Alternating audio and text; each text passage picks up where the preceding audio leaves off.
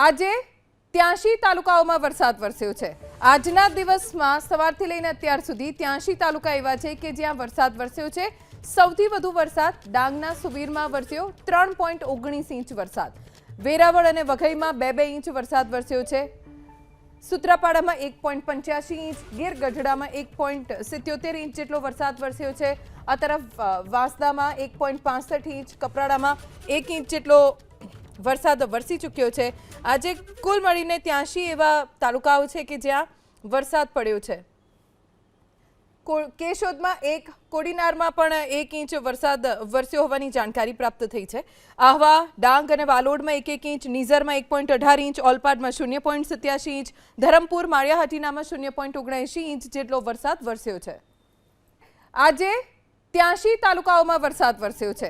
આજના દિવસમાં સવારથી લઈને અત્યાર સુધી 83 તાલુકા એવા છે કે જ્યાં વરસાદ વરસ્યો છે। સૌથી વધુ વરસાદ ડાંગના સુબીરમાં વરસ્યો 3.19 ઇંચ વરસાદ।